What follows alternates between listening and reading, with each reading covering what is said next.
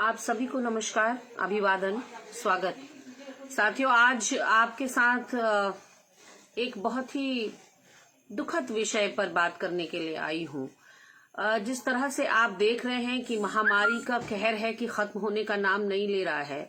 लगातार अब बुरी खबरों का जो सिलसिला है वो रुकने का नाम नहीं ले रहा है। मैं आज हतप्रभ हूं कि देहरादून जिला देश के सर्वोच्च 10 जिलों में जो कि हॉट स्पॉट्स हैं उसमें आ गया है। स्प्रेडर हैं, सुपर स्प्रेडर हैं संक्रमण के मामले में, उसमें देश के 10 टॉप 10 जिलों में देहरादून शुमार हो गया है। एक दिन में 3 से 4 हजार संक्रमित मरीज जो हैं लगातार यहां से निकल रहे हैं। अब चिंता का विषय ये है कि ये ग्रामीण अंचलों में भी पांव पसारने लगा है। पहले केवल 4 जिलों के ऊपर दबाव था। अगर हम देखें तो सिर्फ देहरादून, हरिद्वार, उधम सिंह नगर, नैनीताल, इनमें दबाव बहुत ज्यादा था संक्रमित मरीजों का, और मौतों का आंकड़ा यहां से सबसे ज्यादा आ रहा था। लेकिन अब आप देखिए कि चाहे वो पौड़ी हो, चमोली हो, रुद्रप्रयाग हो, अल्मोड़ा जिला हो, कोई जिला अब अछूता नहीं रहा और लगातार यहाँ आंकड़े बढ़ते ही चले जा रहे हैं। चिंता का विषय इसलिए ज्यादा है कि देहरादून और हल्द्वानी में या हरिद्वार में फिर भी कमोबेश इंफ्रास्ट्रक्चर था, डॉक्टर्स, नर्सेस थे, ऑक्सीजन सप्लाई हो जा रही थी। चाहे वो नाकाफी है, चाहे वो जिस हिसाब से व्यापकता है इस बीमारी की उसके तुलना में नाकाफी है, लेकिन फिर भी इंफ्रास्ट्रक्चर थोड़ा बहुत यहाँ था देहरादून में और हल्द्वानी में। लेकिन अगर पौड़ी में, रुद्रप्रयाग में, चमोली में, अल्मोड़ा में, जैसे मैंने आपको बताया कि इनमें पैर बहुत तेजी से पसार रहा है, तो वहां तो हमारे पास डॉक्टर्स भी नहीं है, वहां ऑक्सीजन नहीं है, वेंटिलेटर्स नहीं है, आईसीयू बेड नहीं है। ऐसे में हम कैसे कंट्रोल करेंगे, ये समझ पाना थोड़ा मुश्किल है। मेरा आज यहाँ पर विषय बात करने का, आपने देखा होगा मैंने टॉपिक दिया है कि क्या हम लोग गिद्ध हैं।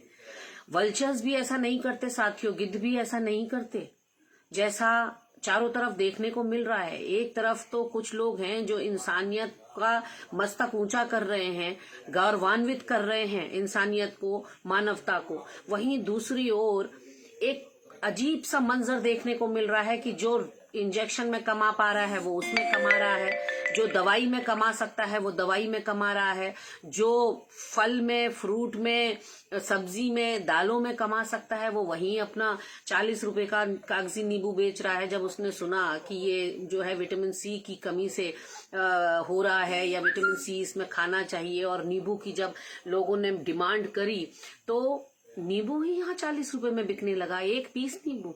यहाँ कीवी 40 रुपए में बिकने लगी। यहाँ ऑक्सीजन सिलेंडर की कालाबाजारी होने लगी। यहाँ रेमडेसिविर में जो इंजेक्शन है वो 40-40 हजार में बिकने लगा, 3,000, 2,500 का एक इंजेक्शन। एक इंजेक्शन जिसका मैं अभी नाम भूल रही हूँ साथियों, 25,000 या 30,000 उसकी कॉस्ट थी। 1.25 लाख में मेरी परिचित ने खरीदा, इंदौर से मंगवाया फ्लाइट से।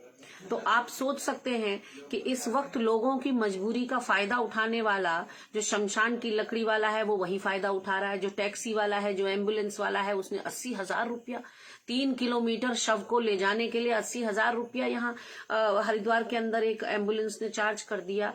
आप सोच के भी मन डरता है कि लोगों की मजबूरी में जब आपको उनके ऊपर रहम आना चाहिए, उनके ऊपर दया आनी चाहिए, या आपकी तरफ से एक सहयोग का हाथ उनके लिए बढ़ना चाहिए, ऐसे में आप उनकी मजबूरी का फायदा उठाकर इस आपदा में अवसर तलाशने की कोशिश कर रहे हैं। तो ऐसे में इन लोगों को गिद्ध ना कहा जाए तो और क्या कहा जाए। गिद्ध के अलावा कोई और शब्द मेरे मन मस्तिष्क में ऐसे लोगों के लिए आ नहीं रहा है जो लगातार कालाबाजारी कर रहे हैं, जो लगातार ऑक्सीजन सिलेंडर्स को अपने घर में इसलिए रख ले रहे हैं कि शायद कल या परसों हमें इसकी जरूरत पड़ेगी। आज कोई आपके इस ऑक्सीजन सिलेंडर की वजह से मर जाए वो आपको बर्दाश्त है, लेकिन आपको क्योंकि अपनी जिंदगी या अपने परिजनों की जिंदगी इतनी प्यारी है कि कल जो आपने देखा भी नहीं, जिस भविष्य का आपको पता भी नहीं कि आपको उस ऑक्सीजन सिलेंडर की जरूरत पड़ेगी या नहीं पड़ेगी, आप उसको स्टोरेज करके घर में रख ले रहे हैं और लगातार कमी आ रही है ऑक्सीजन सिलेंडर्स की। स्थितियां भयावह होती चली जा रही हैं। मैंने आज भी तमाम जिनमें डिबेट्स में मैं जुड़ी थी चैनलों के माध्यम से, मैंने माननीय मुख्यमंत्री जी से हाथ जोड़कर निवेदन किया कि अब इस उत्तराखंड पर रहम खाइए, इसको एक पूर्णकालिक स्वास्थ्य मंत्री दीजिए। बहुत जरूरत है उस विभाग को एक स्वास्थ्य मंत्री की। दूसरा, एक एक्सपर्ट पैनल जो अब इस राज्य को दिशा और दशा दे सके ऐसा बनाइए, चाहे वो विपक्षी दलों के नेता हों, चाहे वो सामाजिक सेक्टर में काम करने वाले बुद्धिजीवी लोग हों, चाहे इकोनॉमिक सेक्टर। हमारे उत्तराखंड के लोगों ने तो गौरवान्वित किया है, पूरे देश विदेश में हमको परचम लहराया है। इतने बढ़िया बेस्ट ऑफ ब्रेन्स हैं हमारे पास, बढ़िया दिमाग है हमारे पास। उनके साथ वर्चुअल बैठक करिए ना, उन सबको फोन कॉल करके एक पटल पर, एक प्लेटफॉर्म पर लाइए और आगे की रणनीति तैयार करिए, क्योंकि आज तक की आपकी जो रणनीति थी वो फेल हो चुकी है। You need to work on plan B now.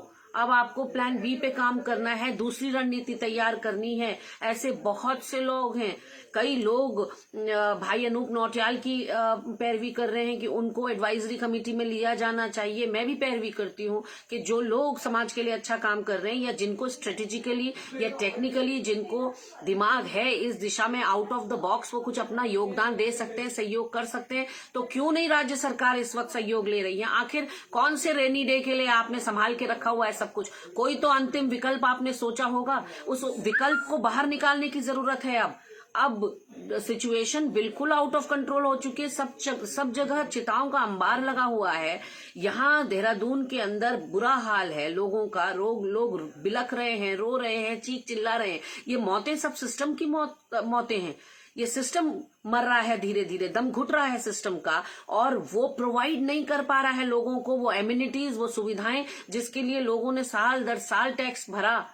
इसलिए अब कृपया करिए और एक एक्सपर्ट पैनल, एक एडवाइजरी कमेटी बनाइए, जहां आप सारे बुद्धिजीवी लोगों को एक पटल पर लाकर एक आगे के निर्णय ले सके, क्योंकि आपका ये कर्फ्यू, आपका ये पार्शियल कर्फ्यू फेल हो चुका है। कहीं कर्फ्यू जैसा मंजर पूरे उत्तराखंड में देखने को नहीं मिल रहा है। आपने क्योंकि उसको सख्ती से इम्पोज नहीं कराया, या तो आप धारा 144 लगाते या आप सीधे पूर्ण लॉकडाउन करते। हर प्रदेश की अपनी अलग नीड्स हैं, हर प्रदेश की अपनी जरूरतें हैं। प्रधानमंत्री मोदी ने सारे राज्यों से कह दिया कि लॉकडाउन को आखिरी विकल्प के रूप में सोचिए। क्यों? आपने आखिरी विकल्प के रूप में सोचा था क्या पिछले साल तो स्थितियां इतनी भयावह भी नहीं थी, इतनी चिंताजनक थी ही नहीं।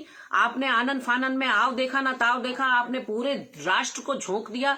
लॉकडाउन में आपने मजदूरों को सैकड़ों किलोमीटर भूखे प्यासे पेट चलने के लिए छोड़ दिया, हजारों किलोमीटर। तब आपने इसको अपने पहले विकल्प के रूप में रखा लॉकडाउन को। अब आप मन की बात में कहते हैं कि राज्यों को मैं ये सलाह देना चाहूंगा कि इसको अपने आखिरी विकल्प के रूप में रखिए। वाह भाई वाह, स्थितियां आउट ऑफ कंट्रोल हो रही हैं, चिंतनीय हो रही हैं, खतरनाक हो रही हैं, खतरे के निशान से ऊपर बह रही है रेखा, और आप कह रहे हैं कि लॉकडाउन को आखिरी विकल्प के रूप में सोचिए। मजाक बना रखा है आप लोगों ने। लगातार नोडल ऑफिसर्स के टेलीफोन ना उठाने की कंप्लेंट्स आ रही हैं, वहां कोई सख्ती देखने को नहीं मिल रही है।